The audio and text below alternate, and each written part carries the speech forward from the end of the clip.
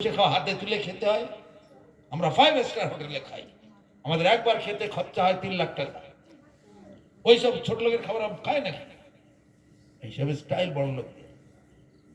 সেই জন্য গরিব লোক মানে মহাভাগ্যবান। এই জগতে কে গরিব আর কে ধনী এটা বুঝতে পারছেন? ওই কোটিপতি যারা, ওরাই হচ্ছে আসল গরিব। আর যারা এই দিন মজুরি করে খেটে খুটে খায়, এরাই হচ্ছে আসল ধনী। কৃষ্ণ ধনের ধনী যিনি, সেই হচ্ছে আসল ধনী। এরা ধৈর্য ধরে দুটো কৃষ্ণ কথা শুনতে পায়। এই দোল আসছে 1 মাস পরে, নবদ্বীপে গিয়ে দেখবেন লক্ষ লক্ষ, প্রায় 40 থেকে 50 লক্ষ লোক ওই 1 মাস ধরে পরিক্রমা করবে। 1 মাস ধরে প্রায় 40-50 লক্ষ লোক আসবে। তার মধ্যে 80-85 ভাগ লোক একেবারে অতি গরিব, আর 10 ভাগ লোক মানে একটু মধ্যবিত্ত। তাহলে 95 ভাগ হয়ে গেল। আর 5 ভাগ লোক একটু তার উপরে, কিন্তু একেবারে কোটিপতি একটাও আসবে না। তাহলে ওই যে বললাম বিলজ্জ মানা, তিনি লজ্জিতা, তিনি ভগবানের সামনে আসতে পারেন না, সবসময় পিছনে থাকে। এই হচ্ছে মায়া। আর সেই মায়া দেবীকে ভগবানের মাথার উপরে রেখে দেয় কোন বিচারে? সে বাড়িতে বামুনও যায় না, ভক্তরাও যায় না, তাই তারা কিছু জানে না, বোঝে না। কালী, দুর্গা এরা সব সময় দেবীরা পেছনে থাকবে, অন্যায় পায়ের তলায় থাকবে। ভগবান সবার উপরে, ঈশ্বর পরম কৃষ্ণ সচ্চিদানন্দ বিগ্রহ, অনাদির আদির গোবিন্দ, সর্বকারণ কারণ। সমস্ত কারণের মূল কারণ হচ্ছেন তিনি। He is the cause of all the causes, he is supreme cause. সর্বশ্রেষ্ঠ কারণ হচ্ছে তিনি, তার থেকে সবকিছু। পূর্বে যখন কিছুই ছিল না, কৃষ্ণ একা ছিলেন। আবার বর্তমানে যা কিছু দেখা যাচ্ছে সব কৃষ্ণের শরীরের মধ্যে। অর্জুনকে এটা দেখিয়েছিলেন, যখন বিশ্বরূপ দেখাচ্ছে গীতা পড়ে দেখবেন। তিনি আকাশ, তিনি বাতাস, তিনি জল, তিনি মাটি, তিনি ইহকাল, তিনি পরকাল, তিনি মহাকাল। তিনি যুদ্ধের আগে কি হয়েছে, যুদ্ধের সময় কি হচ্ছে, যুদ্ধের পরে কি হবে, সব তার দেহের মধ্যে দেখতে পাচ্ছেন। কুরুক্ষেত্রের যুদ্ধের মাঝখানে যখন অভিমন্যু মারা গেল, অর্জুন তখন মাথা কুটে কুটে ক্রন্দন করছে, তখন কৃষ্ণ বলেছিলেন, কেন যখন তুমি বিশ্বরূপ দেখেছিলে তুমি দেখনি তোমার ছেলেটা সপ্তরথীতে ঘিরে মারলো? তোমার একমাত্র পুত্র অভিমন্যু, প্রাণের পুত্র, সপ্তরথীতে ঘিরে মারলো, তুমি কি দেখতে পাওনি? ভুলে গেছো? হ্যাঁ হ্যাঁ দেখেছিলাম। কই তখন তো তুমি তাহলে আপনি জিজ্ঞাসা করেছেন যোগমায়া, ভগবানের অন্তরঙ্গা শক্তি হচ্ছে রাধারানী, রাধারানীর অংশ। ভগবান মানে আনন্দ, ভগবানকে আনন্দ দান করার শক্তি হচ্ছে রাধারানী। একহম বহুশ্যাম, একা ছিলাম বহু হলাম। তিনি ইচ্ছা করেছেন, একটু আগেই বললাম, যখন কিছুই ছিল না আমি একা ছিলাম। যখন যাম এত বাড়ি, একা কি আনন্দ পাবেন? কে রান্না করে দেবে, কে বিছানা করে দেবে, কে কাপড় কেচে দেবে, কে আমার ওষুধ এনে দেবে, কে আমার জল এনে দেবে? একা কিছুতে সুখ পাবেন। সাঙ্গ পাঙ্গ, অঙ্গ উপাঙ্গ, অনেক কিছু চাই। তাই ভগবান মনে করলেন আমি একা ছিলাম, বহু হব। তাই হৃদয়কে, নিজের হৃদয়কে বার করে সাইডে দাঁড় করালেন। আল্লাহ যিনি শক্তি, রাধারানী হয়ে গেল। আবার সে রাধারানীকে বললেন তুমি কায়বুহ বিস্তার করো, তার মানে ডালপালা ছড়াও। তো উমা, রমা, সত্তা, শচী, চন্দ্রা, রুক্মিণী, রাধা অবতার সব আম নায়বাণী ইত্যাদি ইত্যাদি। আর কি যত সব দেখা যাচ্ছে মহিলা, সব রাধারানীর অঙ্গ থেকে। তা যোগমায়াটা সব, এরা সব রাধারানীর অঙ্গ থেকে। এই যে আমরা একাদশী পালন করি, একাদশীও রাধারানীর অঙ্গ থেকে উৎপন্ন হয়েছে। আল্লাহ যিনি শক্তির অংশ। ভগবান যখন মূর নামক দৈত্যকে হত্যা করতে পারছে না, তার কাছে হেরে এসে গুহার মধ্যে বিশ্রাম করছেন, মূর দৈত্য তাড়িয়ে নিয়ে এসে আবার তাকে হত্যা করতে এসেছেন। তখন তিনি যোগনিদ্রা ভূমিত আছেন, যোগনিদ্রায়। তখন আল্লাহ তিনি সত্যি তুমি রক্ষা করো, আমি একটু বিশ্রাম করছি। দৈত্য যখন এসে আক্রমণ করেছে, হৃদয় থেকে আল্লাহ তিনি শক্তির অংশ হিসাবে সেই মানে একাদশী ব্রত, একাদশী দেবী আবির্ভূত হয়েছে, হয়ে সে ওই মূল দৈত্যকে শেষ করে ফেলল। কিন্তু ভগবান মারতে পারলেন না। অনেকে প্রশ্ন করে, তাহলে ভগবানের আল্লাহ দিনী শক্তিকে তো বার করে রাধারানী করে রেখেছেন, তা আবার আল্লাহ দিনী শক্তি থাকলো কি করে? বুঝতে পারছেন পয়েন্টটা কি বললাম? আল্লাহ দিনী শক্তিকে বার করে সাইডে দাঁড় করিয়েছে। একা ছিলাম, বহু হলাম, দুই হলাম। উনি ডালপালা বিস্তার করছেন, আমিও ডালপালা বিস্তার করছি। কানাই, এই বলাই, সুদাম, সিদাম, দাম, বসুদাম, হ্যান হ্যান করে বিরাট সব ডালপালা বাড়াতে লাগলো। তাহলে তো ভগবান তো আল্লাহ দিনী শক্তিকে বার করেছে, সাইডে দাঁড় করেছে। আবার কোথার থেকে আবার একাদশী গজালো? আল্লাহ দিনী শক্তি তো নেই। তার আগে আমার বলা হয়ে গেছে অচিন্ত শক্তি। দ্বীপের উদাহরণ দিলাম। একটা দ্বীপ থেকে হাজার হাজার দ্বীপ জ্বালানো যায়, কিন্তু প্রথম দ্বীপের জ্যোতিটা যেমন ছিল তেমনি থাকে, কোনো মতেই কমে যায় না। তা ভগবান তার আল্লাহ তিনি শক্তির থেকে রাধারানী কেন কোটি কোটি রাধারানী সৃষ্টি করলেও আবার যেমন ভগবান তেমনি থাকবে, এক তিল পরিমাণেও কমবেন না। অনন্ত কোটি ব্রহ্মাণ্ড সৃষ্টি করবেন তার ইচ্ছা শক্তির বলে, অচিন্ত শক্তির বলে। ভগবান কিন্তু যেমন তেমনি থাকবে, তার কিন্তু কম হবে। এইগুলো হচ্ছে আমাদের জ্ঞানের বিষয়, এইগুলো হচ্ছে আমাদের গবেষণার বিষয়, এগুলো জানতে হবে। দুটো জগৎ, একটা জড় জগৎ, একটা দিব্য জগৎ। দিব্য জগৎটাকে মেপে নেওয়া যাবে না, আর জড় জগৎটাকে মেপে নেওয়া যাবে। যাহা মাপা যায় তাহাই মায়া, এটা মায়ার জগৎ। চোখে না দেখতে পেলে কেউ বিশ্বাস করে না, তা ভগবান কি চোখে দেখা যাবে? দেওয়া যাবে না। এই আত্মাকে কেউ দেখা যায়? এখন তোমার দুজন করে বসে আছে, আমি আর আমার আত্মা। একটু আগে বললো আমি আর আমার দেহ, দেহটা সবাই দেখতে পাচ্ছি। এ মোটা, ও পাতলা, ও কালো, ও ফর্সা, ও বেটে, ও লম্বা, কত কিছু দেখতে পাচ্ছি। কিন্তু কারো আত্মা কি কেউ দেখতে পাচ্ছে? আত্মা দেখা যায় না চোখে, কিন্তু আবার দেখা যায়। কিভাবে? আত্মা হচ্ছে দিব্য বস্তু। ঠান্ডা মাথায় শুনবেন, দিব্য দৃষ্টি দিয়ে তাকে দেখা যায়। ভগবান যখন অর্জুনকে দেখাচ্ছেন, অর্জুন তুমি শুনতে দেখতে চাচ্ছ আমি ইহকাল পরকাল, আমি সবকিছু, তোমার বিশ্বাস হচ্ছে না? তাহলে তুমি আমার ঈশ্বরীয় বিশ্বরূপ দর্শন করো, করে তুমি বিশ্বাস করে নাও। আমার কথায় বিশ্বাস হচ্ছে না তোমার? দর্শন করো তাহলে। অর্জুন তখন দর্শন করছে, কোথায়? একবার নিচে, একবার সাইডে, একবার উপরে, একবার পেছনে, কোথায় কোথায় কোথায়? আরে বোকা, ওইভাবে কি দেখা যায়? এইভাবে দেখা যাবে না। তোমার ওই চোখ দুটো রক্ত মাংস দিয়ে তৈরি, পঞ্চভৌতিক দেহ, ভূমি, অপ, তেজ, মরুদ, বম, তাই না? ভূমি মানে মাটি, অপ মানে জল, তেজ মানে তাপ, মরুদ মানে বায়ু, আর বম মানে শূন্য, ইথার। এই পাঁচটা মেটেরিয়াল দিয়ে তোমার এই দেহটা তৈরি। কিন্তু আমি ইন্দ্রিয়ের অতীত বস্তু। এই সকল মেটেরিয়াল জড়ের, জড় দৃষ্টিভঙ্গি দিয়ে আমাকে কেউ দেখতে পাবে না। তাহলে তুমি যে বললে দেখো, হ্যাঁ তুমি আমি তোমাকে দেখতে বলেছি এই কারণে, তুমি তো খুব অহংকার করছো। এরা আমার, আমার দাদু হয়, ও আমার মামা হয়, ও আমার জামাইবাবু, ও আমার পিসেমশাই, আত্মীয় স্বজনকে বধ করে আমি কি করব? এরম রাজ্য আমার দরকার নেই। এ তোমার অহংকার। এরা কেউ নয়, কেউ কারো নয়। এরা কেউ আগে ছিল না, এখন দেখা যাচ্ছে, পরে কেউ থাকবে না। আজ হোক আর কাল হোক আর পরশু, একদিন না একদিন মরবেই। সব মরার জন্যই জন্মেছে। যত লোক এখানে জন্মেছে সব মরার জন্য। যত আদর করো না কেন নাতিপুতিকে, সব মরবার জন্য। নিজেরা মরবে, নাতিপুতিও মরবে, তার সঙ্গে দাদু দিদারাও মরবে। আর যে যত আসক্তি নিয়ে থাকবে তত বেশি করে কষ্ট পাবে। এই জড় জগতের প্রতি যে যত বেশি করে আসক্তি, ছেলে মেয়ে নাতিপুতির উপরে, তত বেশি নির্যাতন কষ্ট তারা পাবে। আর যারা যত উদাসীন থাকবে, পাকাল মাছের মতন, পাকের মধ্যে ঘুরবে, গায়ে পাক লাগবে না।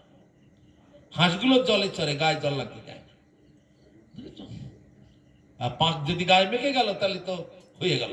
নৌকো জলে ভাসবে, জলের মধ্যে ডুবে গেলে তো গেল নৌকো। জলের উপর দিয়ে চলতে হবে। সংসারে যখন এসে পড়েছ, সাধু সঙ্গ করে এইভাবে নৌকোর মতো জলের উপরে চলতে হবে, পাকাল মাছের মতো চলতে হবে, তাহলে আর কোনো কষ্ট হবে না। তো অর্জুনকে বলছে, অর্জুন তুমি এই চোখে দেখতে পাবে না, এটা তোমার জড়চক্ষু। দিব্যং দদামিতে চক্ষু পশ্যমে যোগমৈশ্বরম। আমি তোমাকে দিব্য চক্ষু দান করছি, এইবার তুমি দেখো। যখন ভগবান দিব্য চক্ষু দিলেন তখন দেখতে পাচ্ছি, অরে বাপ রে বাপ, পা দুটো মাটিতে আর মাথা আকাশে টেকে আছে, হাজার হাজার হাত, হাজার হাজার পা, চন্দ্র আর সূর্য তার দুটো যেন চোখ। তিনি ইহকাল পরকাল মহাকাল, তার মধ্যেই ব্রহ্মা বিষ্ণু মহেশ্বর, তারপরে কি গণেশ শিব, তারপর যা কিছু দেবী দেবতা, কোটি কোটি দেবতার লোক ভগবান সব তার মধ্যে দেখতে পাচ্ছে। সমস্ত কিছু ভগবানের মধ্যে দেখতে পাচ্ছে। যুদ্ধের আগে, যুদ্ধের সময়, যুদ্ধের পরে সব দেখতে পাচ্ছে। অতীত বর্তমান ভবিষ্যৎ। একটা প্রণাম আছে না, নমস্ত্রিকাল সত্যায় জগন্নাথ সুতায়। ত্রিকাল মানে কি? অতীত, বর্তমান এবং ভবিষ্যৎ। নমস্ত্রিকাল সত্যায় জগন্নাথ সুতায়। তীর কাল মানে এই তিন কাল। তো ভগবান সেই দিব্য দৃষ্টি দিলেন তবে দেখতে। তাহলে এখানে দুটো জগৎ, একটা জড় জগৎ আর একটা দিব্য জগৎ। তা দিব্য জগৎকে দেখতে গেলে দিব্য দৃষ্টি লাভ করতে হয়। দিব্য দৃষ্টি কে দিতে পারে? কোথায় পাওয়া যায়? বাজারে কিনতে পাওয়া যাবে? হবে না। যাও ভাগবত পড়ো বৈষ্ণবের স্থানে, একান্ত আশ্রয় করো গোবিন্দ চরণে, গোবিন্দের ভক্তগণের নিত্য করো সঙ্গ, তবে তো বুঝিবে তুমি সিদ্ধান্ত সমুদ্র তরঙ্গ। বৈষ্ণবের আনুগত্যে আসো, যাও সদ্গুরু চরণাশ্রয় করো। গুরু বাজারে হাজার হাজার লক্ষ লক্ষ পাওয়া যাবে, হবে না। পার্বতী দেবী একথা শিবকে জিজ্ঞাসা করেছিলেন, হে প্রভু, বাজারে হাজার হাজার লক্ষ লক্ষ গুরু দেখতে পাচ্ছি, তা কোন গুরু চরণাশ্রয় করব? কার চরণাশ্রয় করলে আমার কল্যাণ হবে? শিব তখন মুস্কি হাসছেন, হে দেবী, গুরব বহব শান্তি শিষ্য বিদ্যাপহারকা। কিন্তু দুর্লভ সদ্গুরুর দেবী শিষ্য সন্তাপহারকা। বাজারে হাজার হাজার গুরু দেখা যায়, শিষ্যের টাকা অপহরণ করার তালে থাকে। বেশিরভাগ ক্ষেত্রে গুরুরাজ দেবে ধনী লোক কোথায় আছে, ধনী লোকের বাড়ি যাবে। এই ধনী লোকটাকে যদি পটানো যায়, শিষ্য করা যায়, একবার আইলে মোটা মোটা দান দক্ষিণা পাওয়া যাবে। তো এই গ্রামের মধ্যে যাক 200-500 ঘর শিষ্য যদি করা যায়, হাজার ঘর আছে, 200 ঘর হলেও যথেষ্ট। বছরে একবার করে আসবো, ঘর ঘরে এসে, এই দে 200 টাকা দে, দে দান দক্ষিণা দিলে, বছর দক্ষিণা দিলি না, এখন তো ফোন পে হয়েছে, পাঠিয়ে দিলেই তো পারতিস। সব বাড়ি বাড়ি ঘুরে প্রায় 2 লাখ টাকা হয়ে গেল। আবার আরেক গ্রামে গেল, সেখানেও আবার 200 ঘর আছে, আরো 2 লাখ টাকা হয়ে গেল। বাস সারা বছরের সব একেবারে খরচ খরচা বেরিয়ে গেল, গাড়ি বাড়ি খুব ফুর্তি আনন্দ খুব চলতে লাগলো। তাহলে বেশিরভাগ ক্ষেত্রে গুরু দেখা যায় শিষ্যের বৃত্ত অপহরণ করার তালে থাকে। কিন্তু সদ্গুরুর দেবী, কিন্তু হে দেবী, সদ্গুরু পাওয়া যাবে। সদ্গুরু কাকে বলে? শিষ্য সন্তাপহারকা। সন্তাপ, তার ত্রিতাপ জ্বালায় কষ্ট পাচ্ছে। ত্রিতাপ জ্বালা কি? আবার আদি দৈবিক, আদি ভৌতিক আর আধ্যাত্মিক, এই 3 প্রকারের জ্বালায় সমগ্র ব্রহ্মাণ্ডের অনন্ত কোটি জীব কষ্ট পাচ্ছে। নর্দমার কীট পতঙ্গ থেকে শুরু করে, এই কোটি কোটি মানুষ থেকে শুরু করে, কোটি কোটি দেবদেবতা থেকে শুরু করে, একেবারে ব্রহ্মা পর্যন্ত 84 লক্ষ প্রকারের জীব সব ওই ত্রিতাপ জ্বালায় কষ্ট পাচ্ছে। আদি দৈবিক মানে দেব দেবীদের মাধ্যমে যেসব কষ্ট আসে, যেমন অতিবৃষ্টি, অনাবৃষ্টি, ভূমিকম্প, সাইক্লোন, ঘূর্ণিঝড়, আয়লা, সুনামি, এগুলো সব দেবদেবীদের মাধ্যমে আসে।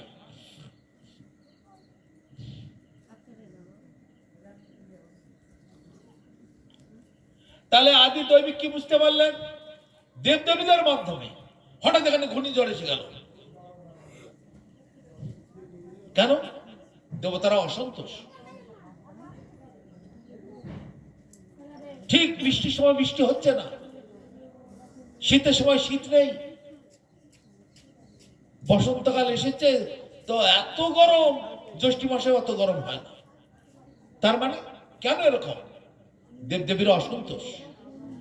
আষাঢ় মাস পেরিয়ে গেল, শ্রাবণ মাস শেষ হতে চলেছে, এখনো মাঠে জল পড়লো না, গাছের মাঠ এখনো শুকনো ফেটে যাচ্ছে। কেন বৃষ্টি নেই?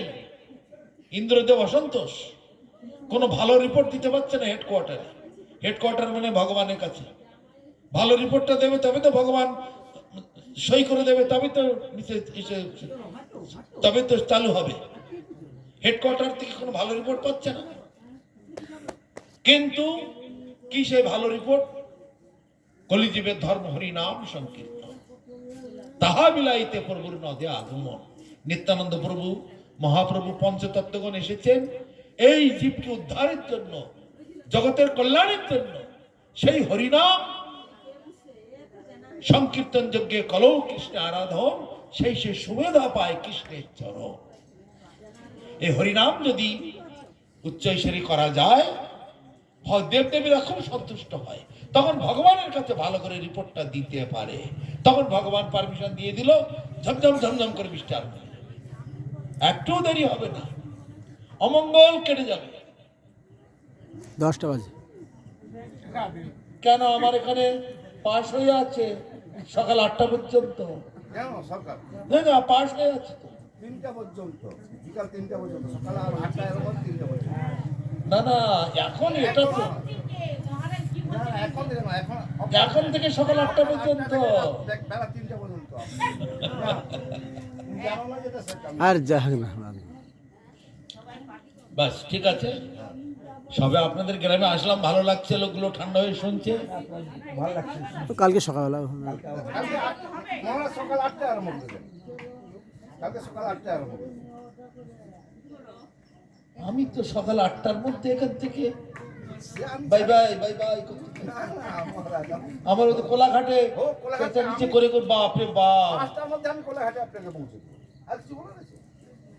আমি বিকাল 4টের সময় তো মানে প্রোগ্রাম। না, 5টায় প্রোগ্রাম, 5টার মধ্যে পৌঁছে দেবো। আমি 5টার মধ্যে আপনাকে পৌঁছে দেবো। তাহলে ত্রিতাপ জ্বালা, আদি দৈবিক, আদি ভৌতিক, আধ্যাত্মিক, এগুলো শুনে রাখো। কেন তোমাদের এত দুঃখ কষ্ট, কেন রোগ ব্যাধি, কেন এত কষ্ট, এগুলো শুনে রাখো কোত্থেকে আসে। তা দেবতাদের মাধ্যমে যে সকল দুঃখ কষ্ট আসে তাকে বলা হয় আদি দৈবিক, আর জীবের মাধ্যমে যে সব দুঃখ কষ্ট আসে তাকে বলে আদি ভৌতিক। ভূত মানে জীব। মশায় কাটছে, মশায় কাটলো, তারপরে ওদিকে সাপে কাটে, কুকুরে কেটে দিল, তারপরে নদীতে নেমে মাছ ধরতে গিয়ে হাঙরে কেটে দিয়েছে, হাঙরে নিয়ে কুমিরে ধরে নিয়ে গেল, মানুষকে গুলি মেরে দিল, ছুরি মেরে দিল, এগুলো আদি ভৌতিক। ভূত মানে জীব, জীবের থেকে জীবের প্রতি যে আক্রমণ তাকে আদি ভৌতিক বলা হয়। আর আধ্যাত্মিক দেহ মনের তাপ। যেমন শেষের দিকে এত গন্ডল করলে সেই দিকটা ঠান্ডা হবে বলবে, আরে জন্মান্তর তো খাচ্ছে, খাবারের কি শেষ আছে নাকি? আমার গুরু মহারাজ বলতেন, যখন শুকর হয়ে জন্মেছিলে কত বিষ্ঠার পাহাড় খেয়ে শেষ করেছে, যখন হাতি হয়ে জন্মেছিলে কত জঙ্গল খেয়ে শেষ করেছে, যখন বাঘ সিংহ হয়ে জন্মেছিলে কত তৃণভোজী প্রাণী খেয়ে শেষ করে দিয়েছে, যখন জলজন্তু হয়ে জন্মেছিলে কত জলের প্রাণী খেয়ে শেষ করেছে। আর এই জন্মেতে মানুষ হয়ে জন্মেছ, মায়ের বুকের দুধ থেকে শুরু করে কত গোডাউন খেয়ে শেষ করে ফেলেছ। পেট কি ভরেছে তবু? হ্যাঁ, এই তো দুপুরে খাওয়া হলো, এখন আবার খাই কেন? হ্যাঁ, সাপ, ব্যাং, কচ্ছপ, শামুক, কাঁকড়া, গিরগিটি, টিকটিকি, এরা 10 মাস এক ফোঁটা জলও খায় না। সাপগুলো কোথায়? কচ্ছপ কোথায়, কাঁকড়া কোথায়, সব মাটির তলায় ঢুকে আছে। 10 মাস যতদিন বৃষ্টির জল না পড়বে মাটির ভিতর তারা বেরোয় না, এক ফোঁটা জলও খায় না। তারা কি করে বাঁচে? আর তোমাদের ঘন্টায় ঘন্টায় খাই খাই খাই খাই খাই, কি আবার কি শিখতে হবে তো এগুলো। তোমরাও তো প্রকৃতির সৃষ্টি, তোমরা কি মাটি পড়ে উঠেছো না ভগবান কি তোমাদের ধরে এনে গেলে ছেড়ে দিয়েছে নাকি? তোমরা তো প্রকৃতির থেকে সৃষ্টি, তোমরা কেন পারবে না? হিমালয়ে চলো, ঋষিকেশ, লাচুংজলা, ওইসব লাইনে হাজার হাজার লোক পাওয়া যাবে, কিচ্ছু খায় না তারা, একদম কিচ্ছু খায় না। 200, 250, 300, 400 বছর করে বেঁচে আছে, এক ফোঁটা জলও খাবে না। ফেসবুকেও দেখছো, কত জায়গায় খবরই তো দেখো না। এই মানুষ কিচ্ছু খায় না, না খেয়ে না দিয়ে আছে, এক ফোঁটা জলও খাবে না। ফল মূল যে ও সব কিচ্ছু ছুবে না, কি করে বেঁচে আছে? জ্ঞানের অনেক কিছু আছে। আইজাক নিউটন, বিশ্বকবি রবি ঠাকুর, বড় বড় আইনস্টাইন, বড় বড় বিজ্ঞানীরা বলেছেন জ্ঞান সমুদ্রে আমরা এখনো অবতরণ করতে পারিনি। জ্ঞান সমুদ্রের ওই কিনারায় বসে 2-4টে নুড়ি কুড়োচ্ছি, জ্ঞান সমুদ্রে আমরা এখনো অবগাহনও করতে পারিনি, এত জ্ঞান রয়েছে। জ্ঞান সমুদ্রে আমরা নামতেই পারিনি। পৃথিবীর সর্বশ্রেষ্ঠ জ্ঞানী লোকেরা এই কথা বলছে। তোমরা কোথায়? মশামাছি চুনোপুটির দল, তোমরা আর কি বলবো? তাহলে আদি দৈবিক, আদি ভৌতিক আর আধ্যাত্মিক ত্রিতাপ জ্বালা। তা দৈবিক মানে বোঝা গেল দেবতাদের মাধ্যমে যেসব দুঃখ কষ্ট আসে। কিছুদিন আগে আয়লা হয়ে গেছে, সুনামি হয়ে গেছে, শুনেছ? এসব দেবতাদের দ্বারা হয়েছে। দেবতারা রুষ্ট, তারা রেগে আছে। মা বাবার পারলৌকিক কাজ করবে তো মাছ মাংস দিয়ে। যে মা বাবা জগতের সৃষ্টি করে আনলো, এত কষ্ট করলো, সেই মা বাবাকে প্রেত লোকে পাঠালো, কিন্তু ভগবানের কাছে পাঠাবার কথা একবারও ভাবলো না। একটা দিন নিরামিষ খেতে পারে না এরা, এত বড় হিংস্র এরা। এদেরকে আচ্ছা করে শাস্তি দিতে হবে।